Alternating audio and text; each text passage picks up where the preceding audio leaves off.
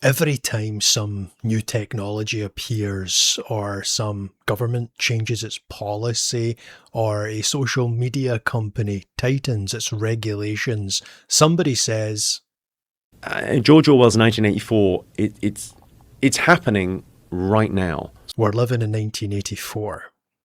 But here's the problem. Orwell was not writing a blueprint for 2026. He was writing about the world he was actually living in.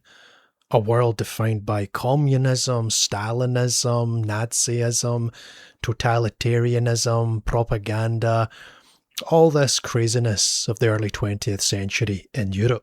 And the things Orwell described weren't even new. Surveillance, censorship, political repression, rewritten history. This goes back thousands of years. Ancient China had them, Rome had them, Egypt had them, ancient Mesopotamia had them. So when someone looks at modern surveillance and says Orwell predicted this, they're confusing a recurring theme of human history with a specific prediction about the future.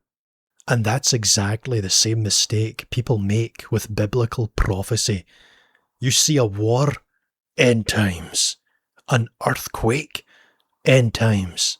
A blood moon or comet, end times. Got tapped out? Good. Got beat? Good. You learned.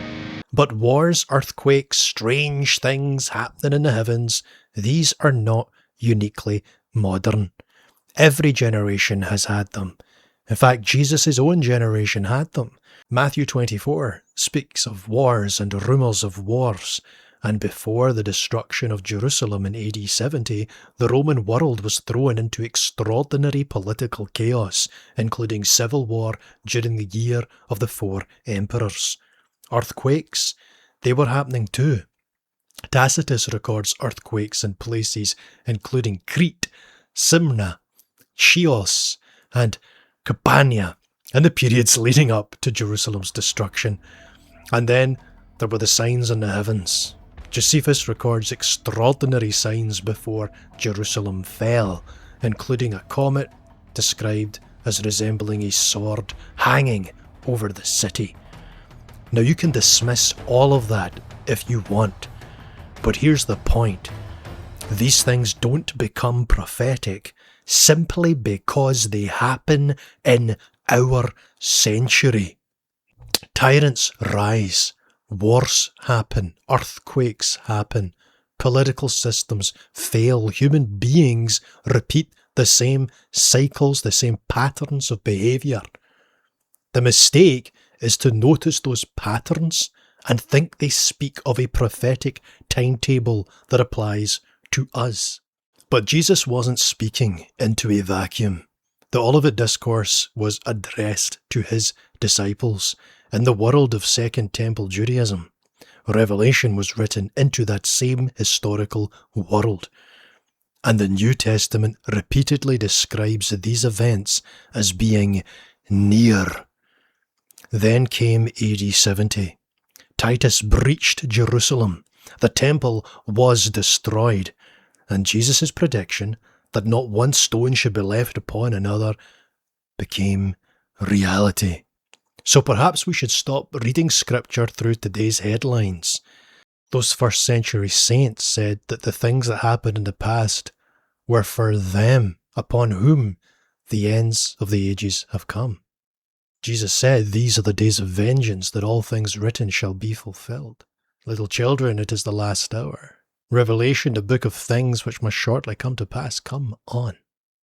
Read prophecy through the people it was originally given to. Read it through its historical context. Do we still have wars and earthquakes? Of course we do.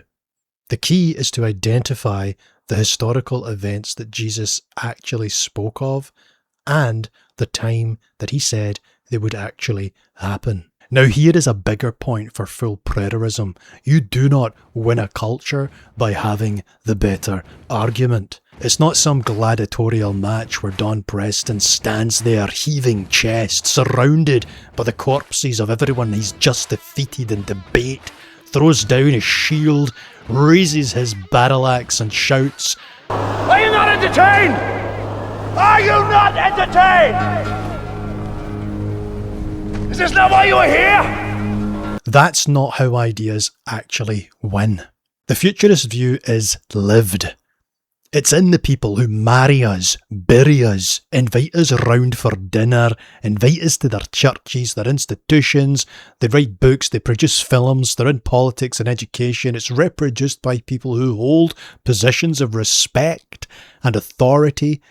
People don't just argue for an idea.